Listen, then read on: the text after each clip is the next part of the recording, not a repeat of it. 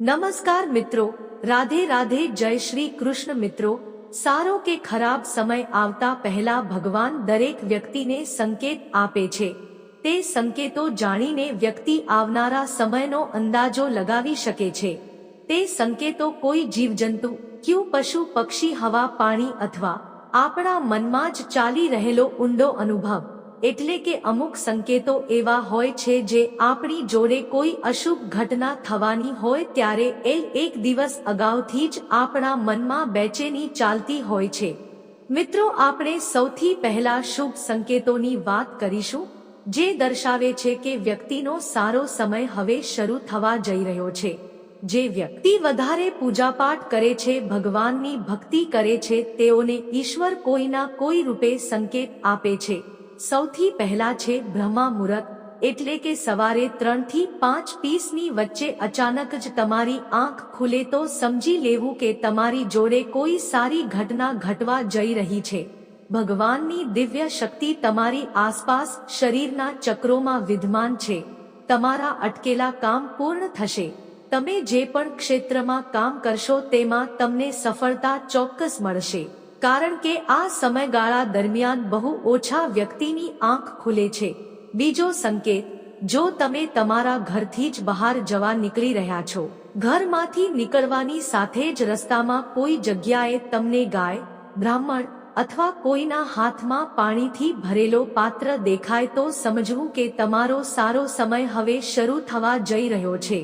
તમારે તે ગાય, બ્રાહ્મણને પ્રણામ કરવું જોઈએ અને ગાય માતાના ખુદ પર હાથ ફેરવીને આશીર્વાદ લેવા જોઈએ। માતા ગાયના ખુર્દ પર હાથ ફેરવવાથી વ્યક્તિને નવગ્રહ દોષોથી મુક્તિ મળે છે। જો કોઈ વ્યક્તિની કુંડળીમાં મંગળ, શનિ, સૂર્ય, ગુરુ, શુક્ર જેવા ગ્રહોની સ્થિતિ ખરાબ હોય તો પણ તે સારું પરિણામ આપવાનું શરૂ કરે છે, કારણ કે ગાય માતાના શરીરમાં 33 કોટી દેવી દેવતાઓનો વાસ છે।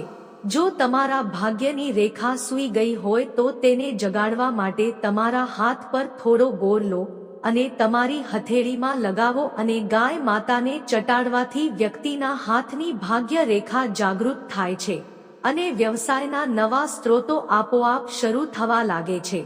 ત્રીજો સંકેત, પૂજા કરતી વખતે તમારી આંખમાંથી આંસુ આવવા। મિત્રો, ઘણીવાર તમે પૂજા કરતા હોવ અને અચાનક જ તમારી આંખમાંથી આંસુ આવવા લાગે છે, તમારું મન ભરી આવે છે, એનો અર્થ એ છે કે ભગવાન પ્રત્યેની તમારી લાગણી અતૂટ છે। તમને ભગવાન પર પૂર્ણ શ્રદ્ધા છે। ચોથો સંકેત, ઘરમાં જીવ જંતુનું આગમન થવું, જેમ કે ચકલી, કીડીઓ, છછુંદર। એનો અર્થ એ છે કે હવે તમારો સમય સારો આવવાનો છે। તમારે તે કીડીઓ, ચકલીઓને અનાજ રાખવો જોઈએ, જેનાથી તે મૂંગા પ્રાણીનું પેટ ભરાઈ શકે અને તમને પુણ્ય પ્રાપ્ત થાય, કારણ કે તમને ભગવાને પૂર્ણ કરવા યોગ્ય બનાયા છે।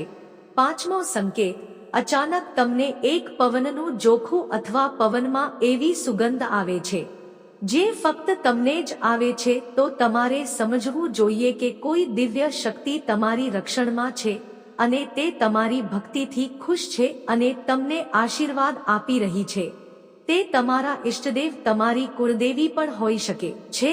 મિત્રો, હવે વાત કરીશું અશુભ સંકેતની, જેને જાણીને આપને આવનારા સંકટનો અનુમાન લગાવી શકીએ છીએ। જો પુરુષની ડાબી આંખ ફરકે તો સમજવું કે કંઈ અશોક થવા જઈ રહ્યું છે, પરંતુ પુરુષની જમણી આંખ ફરકવું તે એક શુભ સંકેત છે। તેવી જ રીતે મહિલાઓની ડાબી આંખ ફરકવું શુભ સંકેત માનવામાં આવે છે અને જમણી આંખનું ફરકવું અશોક સંકેત કહેવામાં આવે છે।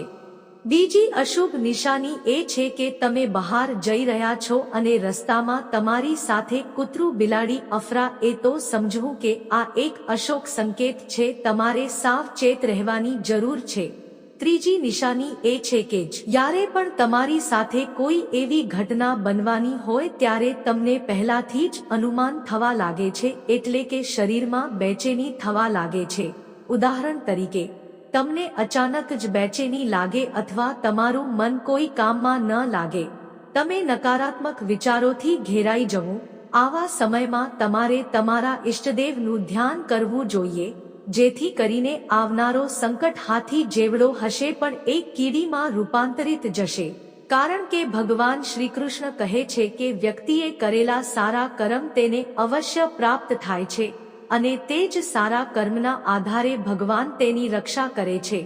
તો મિત્રો આજ માટે આટલું જ. મળીશું આગલા વિડીયોમાં. પ્રસ્તુતિ પસંદ આવી હોય તો વિડીયોને લાઈક, ચેનલને સબસ્ક્રાઇબ સાથે બેલ આઇકન પર પ્રેસ કરજો. જય શ્રી કૃષ્ણ. રાધે રાધે.